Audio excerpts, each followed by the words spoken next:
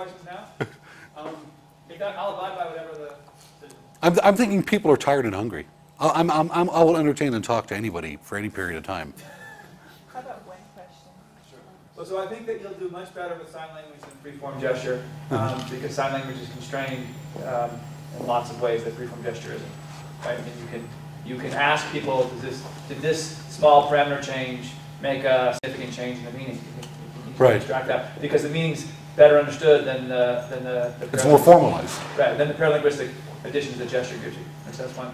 Two, I think inverse kinematics will solve a lot of your problems with exponential stuff because it's used in robotics all the time. You need the hand to be here, but there's an exponential number of, well, depending on how you got to space, there's an infinite number of ways that you could have gotten there. Right. Inverse kinematics will give you an answer. So that might help. But, well, a lot of these things are actually generated using inverse kinematics. What inverse kinematics is not doing is addressing the nature of the motion. It's just saying that you move from here to here. Anyway.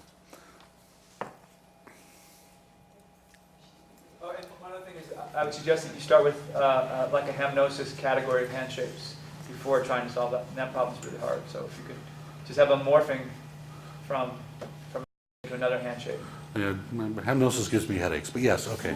But then you can make up your own, right? Because hamnosis is specific to sign, but right. Oh yeah, I hear you. I'm actually very interested in a sign writing system that captures the iconicity. You know, it seems like every sign writing system I see like does violence to what is plain about signs. Anyway, then we're done? We're done. You're done. Can I have my computer back? Yes, you may. Thank you.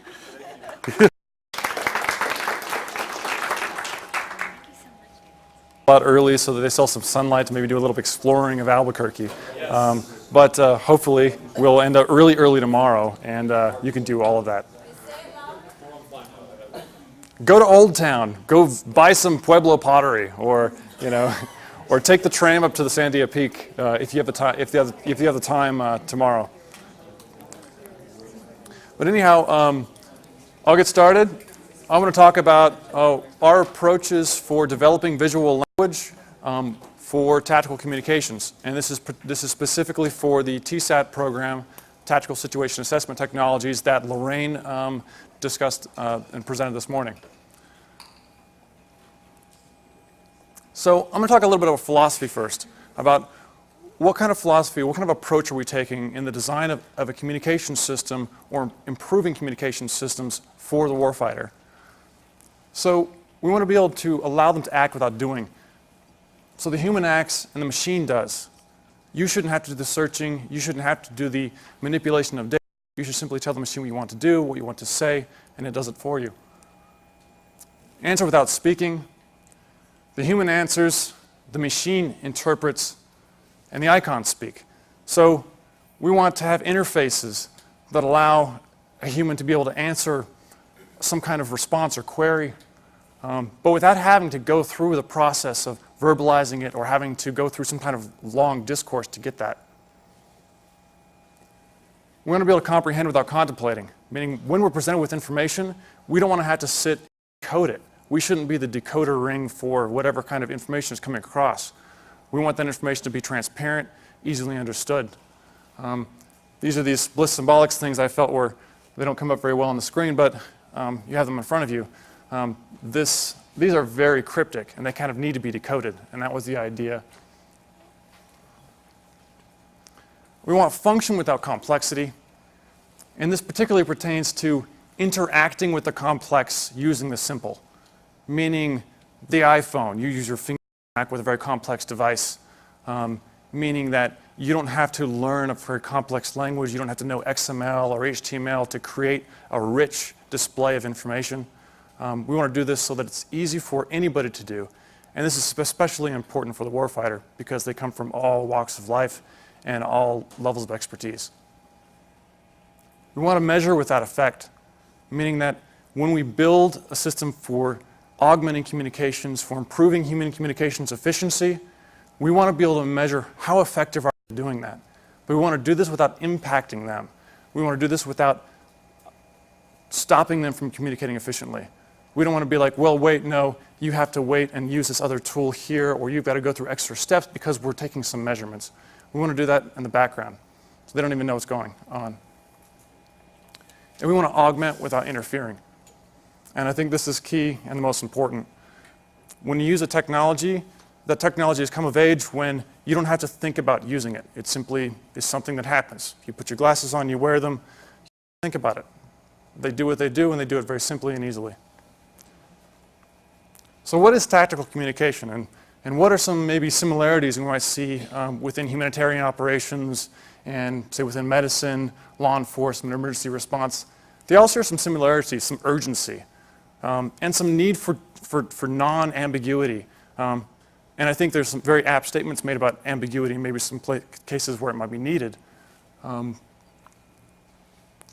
maybe text messaging while driving, something that no one do. And this gentleman here probably needs an EMT because he shouldn't have been driving. Maybe he should have been taking a taxi, or maybe not, because this is a Tokyo taxi, and he's got more information systems on his desk than police officers do. But there's a lot of differences from the day-to-day. Within tactical communications, operational tempo is crucial. And this isn't a tempo or a pace that is determined by the commander or even by the forces around. This is determined by the situation. So you don't have necessarily control of this, but you've got to be able to meet its requirement. So it's context dependent. What is your role? What is your mission? And you need to be able to do it. Efficient, timely, facile, all of these things. There's a lot of standards out there. This is a very succinct list. There's many more than this. And they talk about what and the how. We've got 2525B, we've got DoD term and acronym dictionaries that try to define or bound the language that's used. We have concepts derived from linguistics analysis, something we're taking an approach to try to derive what concepts are important or what concepts are key to communication. But these standards often share like a very substantial lack of real substance, like of real content. What is the meat of communication, of applicability, and any real objective justification? I've seen no papers that really justify any of the icons in 2525B. They simply happen to be there. So they're kind of ad hoc, inconsistent, oftentimes committee developed. They're not really developed by scientists often. They're developed by committees of groups of people that take a kind of least common denominator approach. They have fairly limited reuse. So we've kind of had a little overview of 2525B earlier, and we can talk about this more tomorrow. So I'll just flip through this. But it does have some benefits. It does have some simplicity at top level. It's very simple, identifying hostile versus friendly versus neutral. These are fairly intuitive, but beyond that, it's fairly arbitrary. It uses fairly arbitrary glyphs or symbols that are difficult to learn and difficult to train people to know. So we shouldn't dictate what or even how. We should simply provide methods for understanding communication needs, and this is as a scientist, producing for people who produce technologies and write and develop communication systems, and structures to assist transcription, transmission, and comprehension for the warfighter. So what we really need to do is address the when of communication: content, faculty, and medium. So I'm going to talk a little bit about some ideas that we have for approaching this problem. And there are differences in domains, between domains.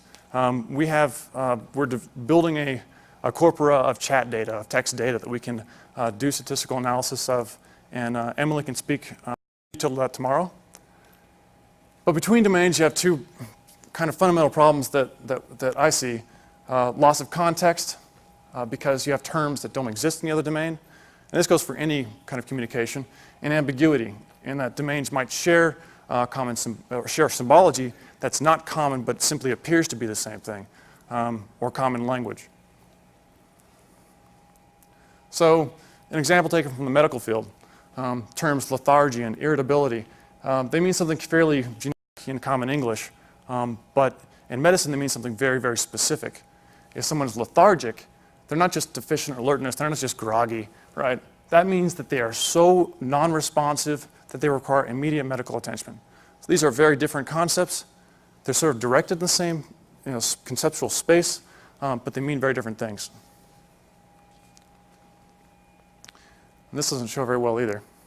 But this is kind of a mental picture of how I visualize maybe the differences between different domains.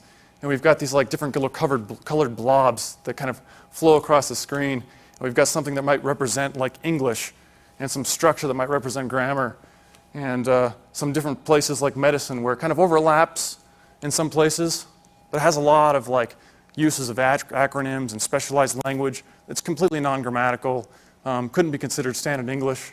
Similarly, and even weirder in physics and math, where maybe mathematics is a structure or the determining of new grammar, perhaps. We could think of it that way. So what kind of tank were you talking about? If we use pictures, maybe we can resolve some of the ambiguity here. But if we only use pictures, maybe we create new ambiguity. So we propose that a multimodal approach may be the right approach, and we're going to try this and test it. So we're going to try to figure out whether or not there's benefit to using symbols and icons and glyphs and any other method, sign and gesture.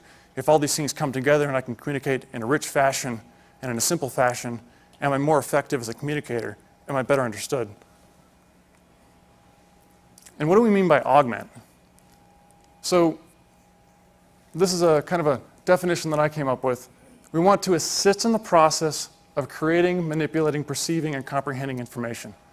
So it's not just about understanding information, it's also about producing information. Our warfighters should be producing PowerPoint and Word documents to communicate. They're doing this. So that is one of the poorest mechanisms, to communicate information. But yet, we're doing it. And so am I. I've got a PowerPoint right here that I've somehow fallen into the trap. So this implies that we want to resolve cross-domain ambiguity and this loss of context I mentioned. We want to leverage aspects of cognition, make it multimodal, contextual, all these things. And we want to make it testable. And I think that's the most important, is we want to take an approach that we can test some metric of communication efficiency, test some metric of how easy it is for someone to understand across a wide range of users. So when we talk about designing like icons, I think that designing for a specific domain is important, because someone within a given domain has a specific worldview, they have access and training to know certain terminology, know certain acronyms, and they use this to their advantage. So within tactical communication, there's a lot of foreshortening of language. There's a lot of like coded phrases that contain a lot of rich information that's kind of built into that code and totally non-interpretable to me or to someone from a different domain. So if we're designing for a coherent domain, maybe we can take a naive approach. Maybe we can take kind of an ad hoc approach at first, because we don't have a lot of background perhaps in exactly how we design the icons or the symbols that might represent concrete or abstract things or concrete or abstract ideas. And this is an example of something that I did for Joint Task Force for Global Network Operations several years ago. That was an approach for doing a very generic symbolization of computer entities and their interactions with a very simple kind of composable grammar. I think that we can use color more so than we do within our communication systems. There's lots of examples within the day-to-day uses of color for multimodal display.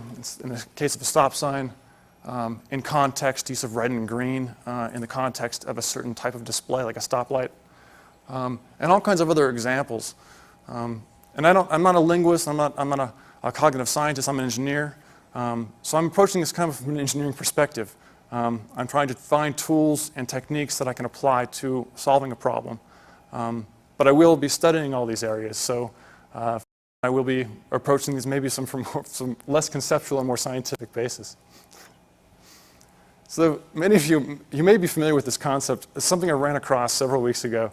Something called synesthesia, and it's like an actual kind of confusion of the senses. Someone's brain is somehow developed in a way that, say, when they see a number, they perceive a color. And they know that the number is actually black, but somehow they perceive a color anyway. And this is sort of odd. And in some of the literature, it described these people often have some cognitive benefits, and sometimes not, sometimes it's worse, but sometimes they have cognitive benefits because of this. They're able to pick patterns out easier because of this added perception. So here's an example of like, maybe there's probably like, Wikipedia says that there are 1 in 23 people that have some form of synesthesia. So maybe one of us could like say, how many lines, if we count one of these lines, has the digit 6? Are there any lines without the digit 6? I could wait for probably a minute or 2 or 3, right? Now, if I ask the same question now, are there any lines without the digit 6? No, right? Immediately you can see, because what we're doing is we're emulating the same synesthesia effect. And where I came up with this idea was thinking about unique identifiers and the fact that often you have a unique identifier and you get confused because it's close to another number. It's close to another license plate or another social security number. And because of that, you make mistakes in data entry. You make mistakes because your communication system does not foster, because it assumes that is a unique identifier, but it says nothing about the visual distinctiveness of that identifier. It says nothing about human cognition. It only talks about the machine interpretation. And that's a problem. And that's a problem that we need to resolve in our research and the design of our information system and the design of our communication systems. If I communicate geocoordinates or I communicate some kind of unique identifier that's supposed to be a dataface referent, I need to do so in a way that the communicator knows that it's not the same information they just saw, it's something new. And so you might take some other approaches where you color code numbers by how close they are. And this is no longer synesthesia, this is just use of numbers for some other reason. And you can take alternate methods to say sequence disambiguation as well, where 2 numbers that are close together will always be different. So you'll never get them confused. And so this is just an idea of some of the approaches that we might take. So in thinking about how we might like present information and thinking about like comprehension and like as you add visual objects to a display, display is very important, and how you like, Neil Cohn's work is incredibly apt because in the drawing of art or something close to art or visual language that is more fluent, maybe you can increase this far higher. And this is just a loose little squiggle that might represent that if you have maybe no context, as you add a bunch of like glyphs together on the page, you lose information really quickly. But if you add context, environment, something, maybe that happens a little slower. Maybe you get some optimal place where you can sit, where comprehension is maximal because you've added the right amount of information. And some simple examples of context-dependent depth perception, etc.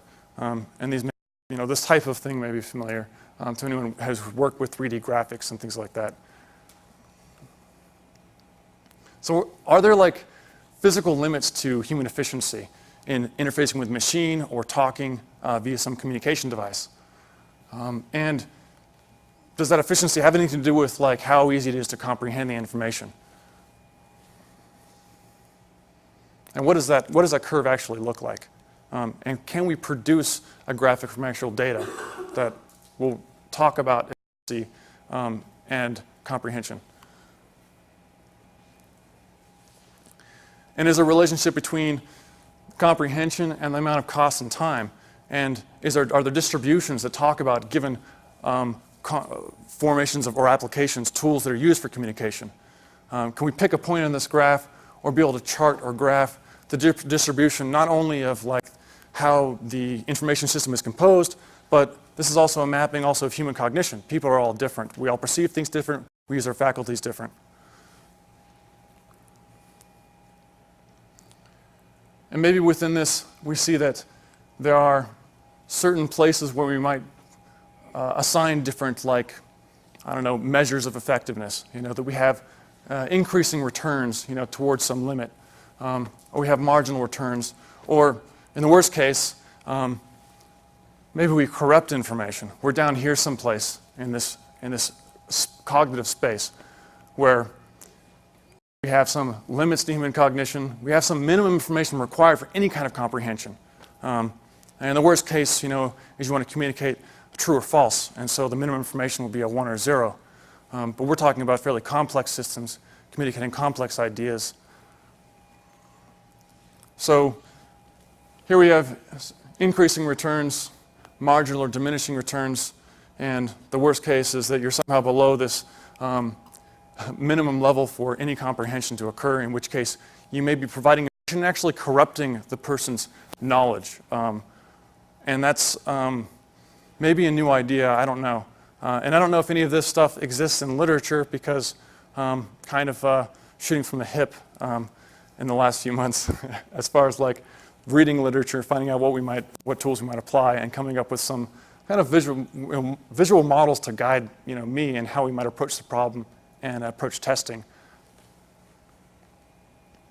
So if we were to say like chat fits in here somewhere, say that there's different areas like text only, emotes, acronyms, add some jargon, and all of a sudden you're down here someplace because you've added information that I think I understand, but the word's totally used completely different because I don't know anything about the domain, and therefore I've lost a whole lot of information. And this is all very dependent upon the individual, what their unique kind of perspectives and capabilities and knowledge are, and a bunch of other factors. But I'm sort of ignoring all that for now. So we want to take a hypothesis-driven design approach to developing icons.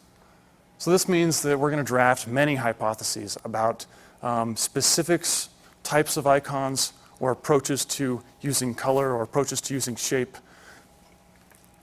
And we might do this in response to a mandated design like 2525B to say, well, we hypothesize that these icons here in this subset of the standard are very poor or bad because of or because of this use of a given type of glyph, because it maps to something else, maybe used in the electronics world as a schematic, or some other, or maybe we say something about culture. But we also want to drive design based upon existing theories of human cognition, talk about cultural bias and things like this.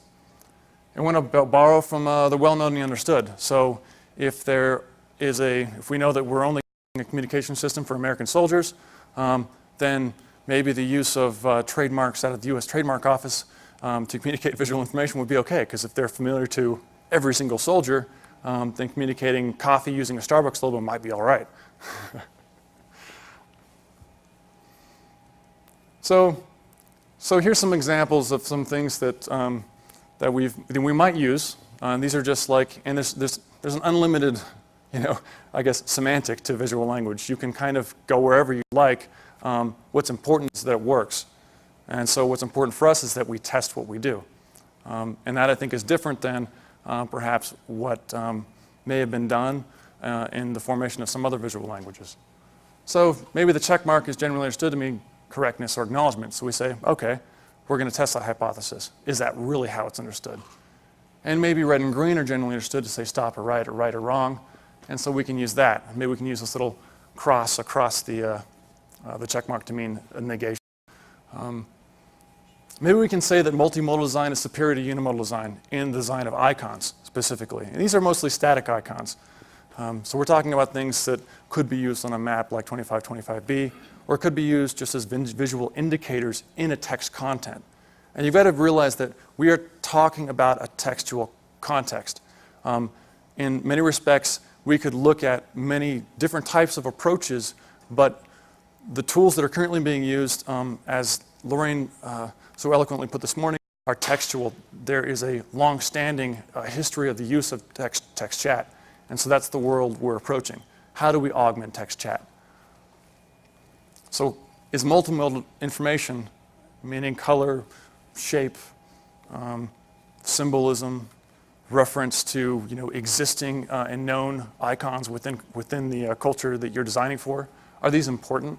and do they confer any benefit? And we might say simple icon composites provide a grammar sufficient for simple context-independent concepts and information. So we might say that we can just kind of overlay these things and intuitively say that, okay, if I have a little information symbol that we all recognize and I say a check mark next to it, then I'm confirming the information is correct. Yes, that's a confirmation. And we can test whether or not this is acceptable or intuitive by simply asking people, what do you think this means? And then comparing the results and finding out what kind of distribution we get. And we're not going to assume the right decision. There's lots of different ways of designing simple icons like this. And if I invert the I, does that mean lack of information? Or if I create this little vacuum symbol, does that mean lack of information? Or if I exit out, does that mean lack of information or negation? You know, what do people intuitively grasp? And many people will have different answers. What in some respects, and unfortunately, I hear myself saying that we'll take the approach, well, we'll try to find the symbols that work the best for the most people. And that may be now the most efficient way of approaching the problem, but maybe not the best way long term. And we have some additional challenges. As you know, we're taking an approach where we're saying that we not only want to improve the content of text chat, but we want to improve the interface mechanism, which means that we're doing interpretation of gesture or interpretation of sign, or literal, transcribing of a gesture that's supposed to be very well formed or within a very limited scope. So we've got a library of 50 gestures that are used for special ops, and those are the only gestures they use. We can pretty well design our hardware to unambiguously pick those out and translate them, and then use that as a means of communicating information that generally would require line of sight, independent of line of sight, or to respond to queries or information via chat.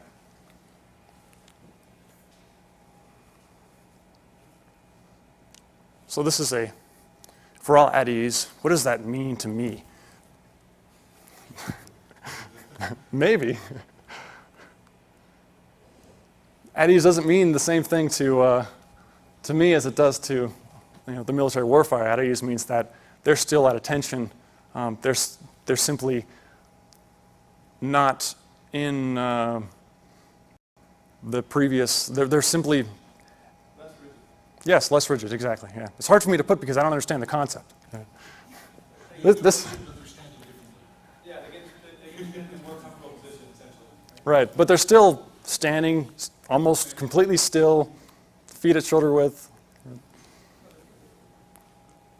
So what we're really looking for in this conference is people to collaborate with and people to help guide us and guide our research. And we're looking at what research do you know exists now? What tools are already out there? Has someone already built a tool for augmenting text chat in the way that we foresee it? And we're going to provide a demonstration of what we've got so far in our prototype, which allows us to do some very simple things like disambiguation of acronyms, which is a huge problem for the military because they've got so many acronyms. They're documenting like 6,000, but there's more like 30 or 50.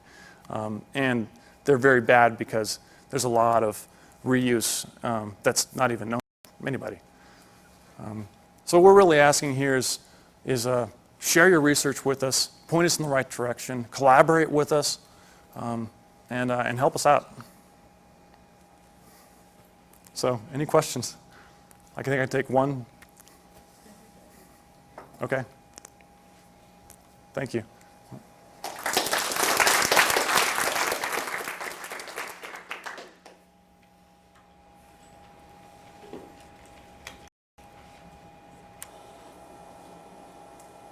So to give you guys a little bit of background, Alan learned about the conference. I'm not sure how, you'll have to explain. I'm glad you did though. I was ecstatic to get the call, and that was, I think, just a little under 2 weeks ago. And he was very excited about the conference and immediately offered to some of these Kwikpoint visual language packets, which I think are phenomenal communication tools in the case where you're, and I think Alan will speak to it far better than I can. But I would just like to thank him for coming to the conference and speaking and presenting. So I think if I can add something, it came as a complete sort of divergent path, but one of the people that worked for me is a VaIL officer in the reserves, and she, when she goes on maneuvers, she has a Kwikpoint package. She takes the theater with her. And so she had shown us this last summer, and we also gave her the pictures because they're very novel to the situation she's in, but she uses them in real life, in her real army job. And so we were interested, we thought we could go and call you someday and talk to you about how you came up with your icons. Well, out of the blue, you got in contact with Sunny, and we didn't know how that trajectory ever met, but I want people to know this is real stuff. This isn't something that's just, just for show. This is what Army officers use in theater, out on the ground, because they don't have hardware. They don't have electricity most times. They don't have connectivity. All they have is this paper. And they go and they ask farmers in field, is there something wrong here? Point to what you think may be wrong. And so I wanted to lend legitimacy to this because I don't know if Alan knew that we knew about him about a year now. I never realized that we could call him and have him come here. As if we never thought you'd ever have the time. So thank you for, just finding us in the same way. Oh, well, thank you. It was actually through MITRE, through a friend of Dan's, Dan Lair, who told me about this conference. So in any case, I've titled our talk Practical Applications of Visual Language because we're not academics, we're not theoreticians, we just come from this from a very practical approach. I'm just going to overview some of the things that we've done, where we our process in developing our graphics, and what might be the possible future of visual language from one perspective. Just the background, when I was 24 years old, I spent 2.5 years riding a bicycle around the world. I traveled through 28 countries, pedaled 15,000 miles, and I only spoke English. So I had my Berlitz French, my Berlitz Arabic, and my Berlitz Hungarian. I was sitting there just looking up phrases in 20-some languages. And one day I thought, if I just had a picture, I wouldn't need to carry all these various dictionaries and phrase guides. And so that's how the company was started. We've been doing this now for 15 years. Let's see. We started out in the travel domain, and the basic idea was just to help people communicate basic things while traveling. Something as simple as asking for a bathroom or a TV or a room with a view. And we learned that we could communicate more than just basic, I want this. We could do sort of compound ideas. For example, you could say, I want a bottle of red wine. No, I'd like a glass. No, I'd like a carafe. Or you could point to a type of food and say you'd like it well done or fried or that sort of thing. In this icon here over travel, you can communicate that what time does the plane take off, what time does the plane land. By using a parallel form, the green and red clocks, the green and red dots, you can use the same concept for a bus or train or boat. When we started to take this into the marketplace, the concept of a visual language tool to help people communicate was hard to communicate. So we actually had to use visual language to show this was a visual language tool. And we did many different designs, and we interviewed over 100 people at airports. This was when you could wander around an airport and just randomly talk to people and not get arrested. And found that this combination actually communicated to people, oh, this is a tool that can visually communicate. After September 11th happened, we were approached by the military, originally by the Marine Corps, and they said, could you modify your graphics for military applications? And so starting in 2002, 2003, we started producing ones geared toward Iraq. The first area was in force protection. About a year into it, we learned that using a multimodal approach of text and graphics was a lot more effective for many situations. For example, here you can say either through the Arabic or through the phonetics, what type of weapons do you have, or do they have any of these? And the person can point back the answer. So we allow troops in the field to have a basic two-way capability on really key force protection or medical or other tactical issues in real time with virtually no training and at minimal cost.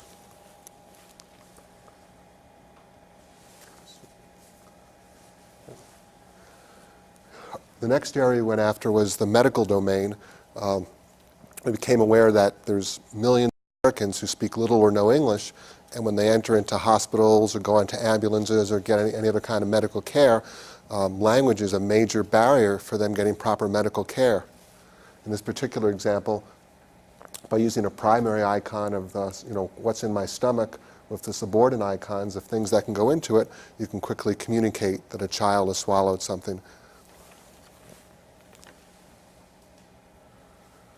This one here is geared toward an ambulance driver trying to get the details of crash dynamics, the way the impact occurred, how the details of the crash. In this pain chart, by combining the numbers, various facial characteristics, and the body, you can say, it hurts a lot over here, or it hurts a little over there. We also developed one for the American Red Cross. This was geared toward shelter operations. When people are living in shelters after Katrina or another disaster, many of them don't speak English. This just shows a couple sample ones indicating types of damage that have occurred in your residence. We also developed a series for law enforcement. You can imagine a scenario where you're trying to find out what does a perpetrator look like, what's a description of your lost child, and getting that information instantly versus waiting for an interpreter to arrive at a crime scene could make a big difference. So here you can specify somebody's gender, age, height, weight, eye color, hair characteristics, along with basic clothing. And putting that together can give you a pretty good sense of who you're looking for in a very real time. A couple more from law enforcement. This is a scale for showing levels of assault, from fine all the way up to somebody who's been killed, ways somebody's been assaulted. This panel is all about a missing child. One of the things that's important to distinguish is whether the child ran away or the child was just lost on their own, where they might have been seen last. And we have a mood scale to determine if possibly the child is depressed or suicidal, asking for a picture of the child. We've recently started to develop ones to help for operational, for actual training. This is one to help put on body armor. The new modular tactical vest that the Marines are wearing takes 51 steps to assemble this piece of body armor. And they're really detailed, intricate steps with interlacing and cables and things like that. And they're not put on properly, and if they're not put on properly, they don't protect. So we developed this, and now this actually gets bolted to the vests that go out to the U.S. Marines.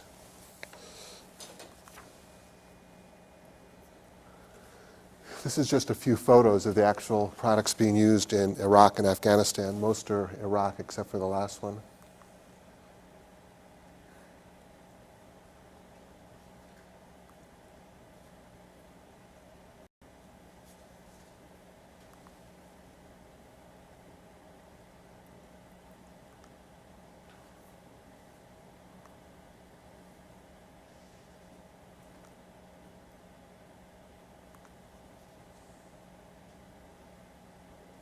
This one was kind of novel for us because it appeared in a Richmond, Virginia newspaper, and somebody I knew was just reading the paper one day and said, "Hey, your product's in the paper." So we called the paper and got it in. So there's a newspaper reference down at the bottom. I want to switch to a little video from a couple of soldiers who've actually used it. Let's see if this audio works. These were put together for sort of business marketing presentations, but they are pretty germane to this audience of giving a sense of how troops use them. Let's see.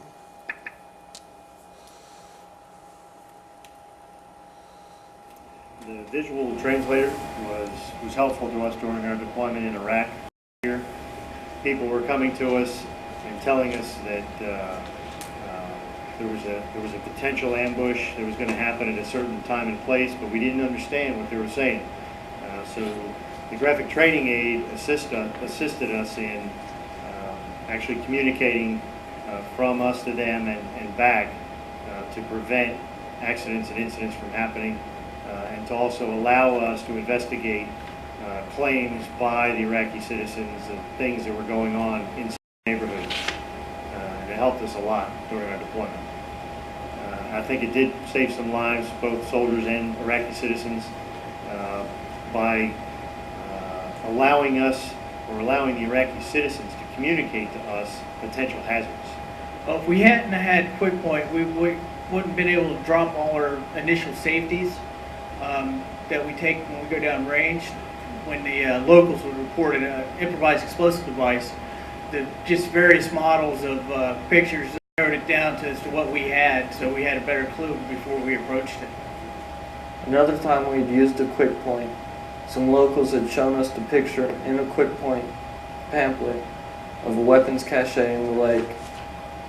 Using the Kwikpoint, we were able to determine where bombers were hiding, where snipers were hiding. We were determining how many people were in an attack group, where the attack group headed to.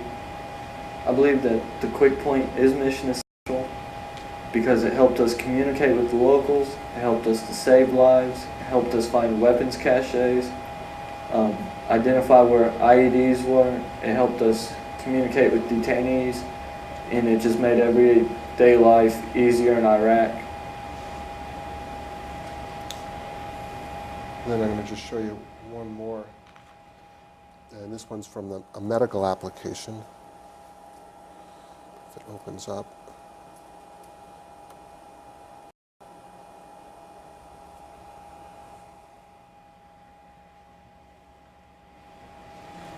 We had set up a traffic control point, and a man had come running up toward us from the back of the line, and he was just running at us yelling hospital.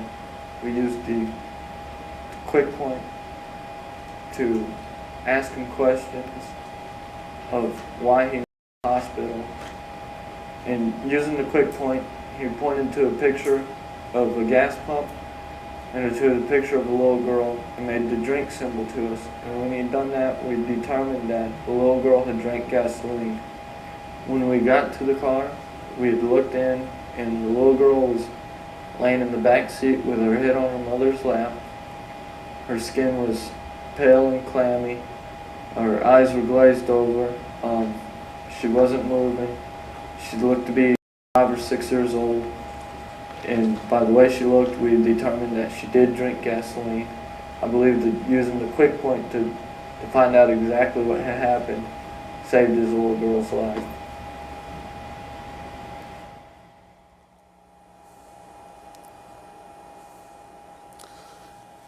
We've gotten a lot of positive feedback from the U.S. military. There's something called Soldier Mission Essential Equipment. It's kind of a standard issue list, and since 2005, several points have been standard issue for all troops going to Iraq and Afghanistan. The Army commissioned MITRE to do a study, and we were found to be the most widely used tool in Iraq and Afghanistan. In addition, we got a letter from General Myers when he was chairman of the Joint Chiefs, just acknowledging the contribution, and the Senate Armed Services Committee supported the expanded use of the products. Now I sort of want to jump to a little bit about our process of how we develop these. I was a systems analyst by training, so I sort of came at this from that perspective. The first thing is, define the requirements, really understand what does the user need. And we do this a number of ways, ranging from direct research, interviews, surveys, focus groups, observation, just understanding what's the actual need. Then we break it into the graphic and language components and decide what we're going to cover graphically, what we're going to cover through text and phonetics.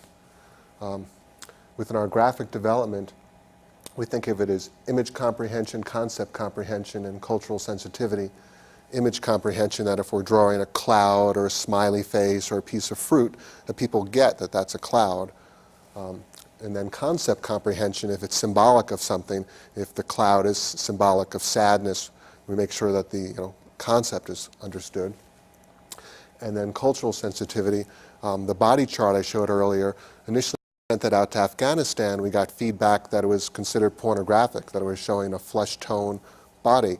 And then we did a little research and found that if we switched it to a non-human skin color, it would be okay. So all the ones that go to Afghanistan have these blue bodies on them, so they're not offensive to the local culture.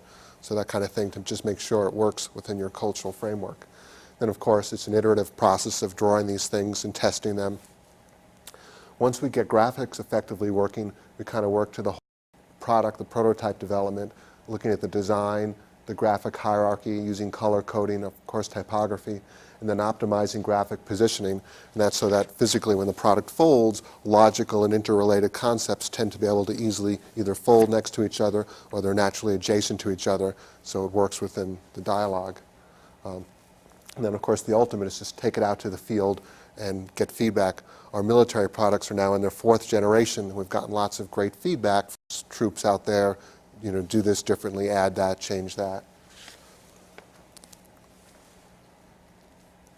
Just going to talk about a couple ones we did that were a little bit challenging and interesting. When developing the law enforcement one, we needed a way to communicate mental competency. You can imagine that if somebody ran away from, say, a nursing home and they had Alzheimer's or some other cognitive impairment, you'd want the police officers to understand they're looking for that, and maybe the person that's communicating it doesn't speak English. A child ran away and doesn't have full cognitive capabilities. So we went ahead and had our artists start to search and draw things, take our sketches, convert them to digital form, and this was the first thing we came up with. And that was testing really well. People were getting that. We then took it in front of a focus group of 20 police officers, and several of them came back and said, that's going to offend people in the community. It may accurately portray it, but it's just offensive the way it's done. And once they said that, we saw it ourselves, and went to the drawing board and tried other things. This sheet here shows all the different iterations we went through of just trying different variations to get this across. This is finally the one that worked best, using the combination of the bright light bulb, the dull, and the off light bulb, combined with a cross-section of the head, again using the color gradient change, combined with the numbers, combined with the color gradient bar, getting smaller at the right side. That combination of elements works, and everyone we've tested it with gets it. Somebody's not quite fully there. Their lights aren't quite shining.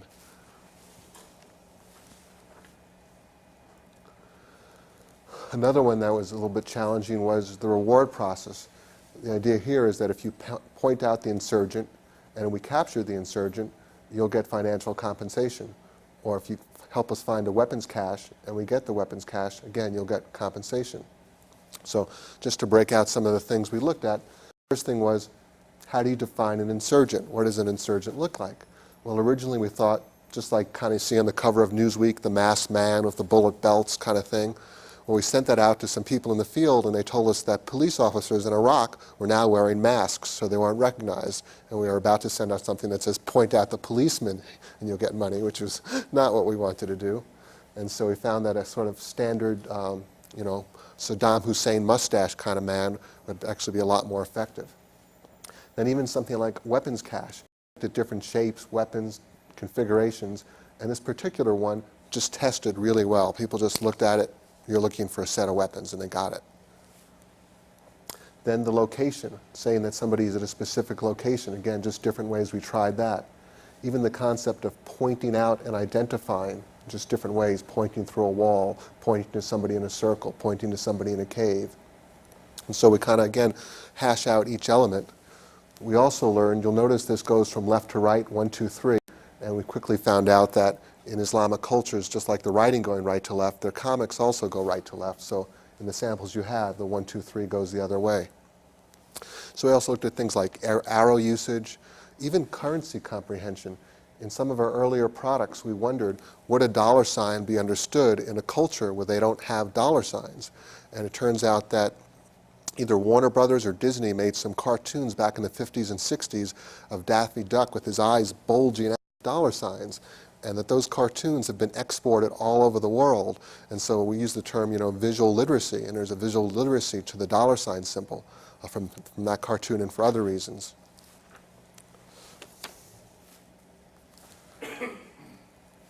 Sometimes we're asked, would we be better off using photographs rather than graphics to do this? And to our surprise, one unit actually took one of our products and converted it to photograph identically, just to try it that way. And it helped us see the advantage of graphics in many situations. For example, down here, we're communicating suicide bomber, suicide vehicle, suicide truck. And you see through photographs, it really doesn't work. It just says photograph and truck. And we saw that with graphics, you can distill out the elements that are important. Photographs give you a lot of extraneous information. People read this as yellow Mercedes. We're not interested in yellow Mercedes. And even here, looking at the location of the attacker or the target type, by having a systematic approach and just changing what's different, but having the consistent primary element of the yellow person being the attacker, works really well. With photographs, it's just not clear what you're doing. Each photograph becomes a story to itself. The last thing I want to do is just kind of talk a little bit about how I see the visual language, how it fits into the history of human communications. If you think about it, we can think of it as 3 phases: the spoken age, the written age, and the visual age, which I believe we're in now. I'll just kind of zoom in on these. And again, I'm not a linguist, so bear with me if my terminology is not quite right or my timing. But approximately 1 million years ago or so, man started to speak. And if a guy had an idea in his head that he wanted to say banana to another guy, he had the idea of a banana in his head, came out of his mouth, banana, it went to the ear, and then the other guy got the concept of banana. And the mode of transmission was sound, and maybe it was 100 to 200 words a minute, depending on how fast somebody speaks. But that was the way we communicated for the first 1 million years or so of communication.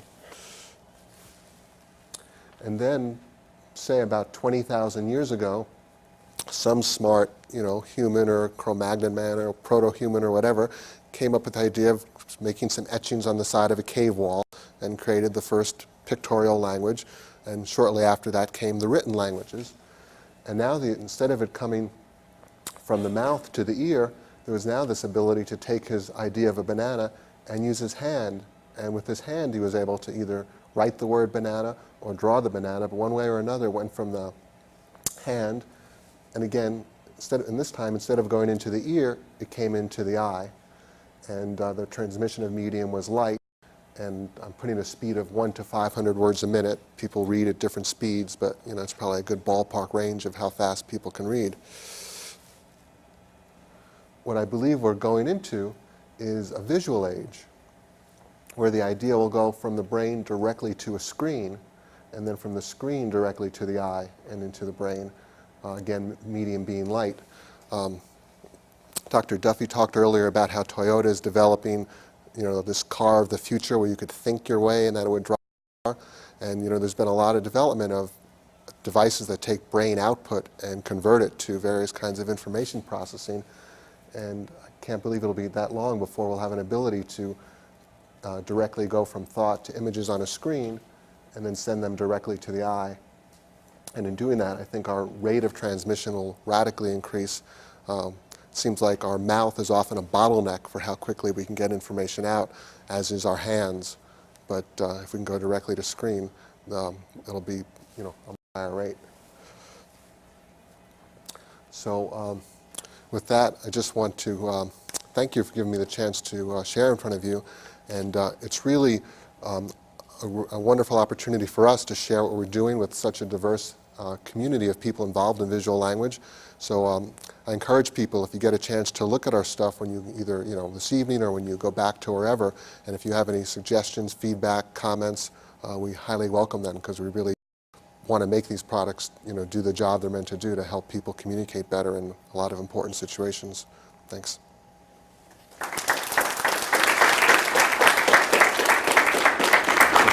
Sure, you have 5 minutes. Any questions? Has anybody development group? Yeah. And so do they basically look at different symbols and are growing the languages that you use this in, or growing the different diverse communities that you're using this in? Has anybody approached you about doing it electronically as well? No one's approached us. We've thought about it, and we've kind of started to do a little research in that direction. We even have a prototype of it, but our focus has been print for the moment. Is there any competition in this area for your business? I mean, this is the only one I've ever seen, the only one I've ever heard of. There isn't a lot of competition in your business world, is there? No, very little. Very little. It's a real niche. I'm wondering if anybody had approached you about different methods for producing this information. That's why I asked that. We've done some versions for the military that, like, they're up on SIPRnet of like various digital ones, and it's mostly so soldiers can kind of download them in the field if they need to, that sort of thing. But that's it. But it's really just like PDFs of the graphics. Right, right. 'Cause Yeah. see, what would be, the way I would want this technology to move forward, because what makes it so ubiquitous is that it's a piece of paper. I'm not kidding, when people go out in the field, when the gentlemen go out in the field, and when they go out in the field, they don't have a lot of connectivity, and they don't have battery life, so you can't give them too much technology.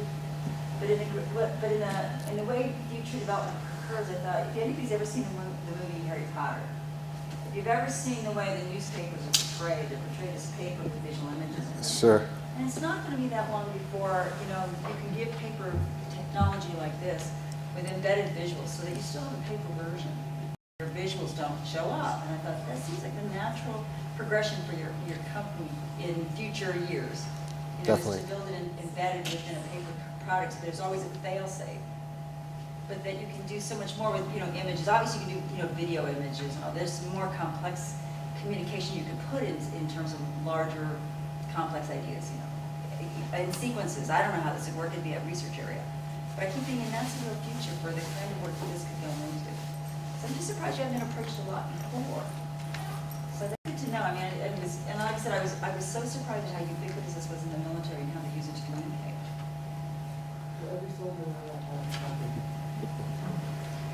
I mean, one of our selling points is, no batteries, which everything the military uses. Well,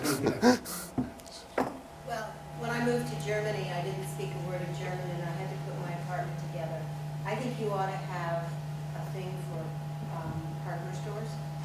So we used to have to draw everything. All the parts you need. I think you need to have a thing for hardware stores in English. Yeah. Hardware stores in the States, I'm usually, carrying the broken whatever it is. Say, do you have one of these? Yeah, we don't Somebody know there's the smarter words. than I am.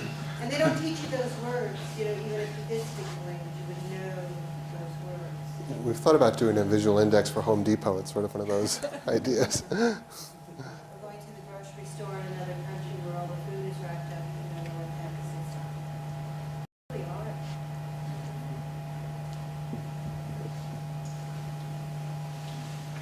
Okay, thanks.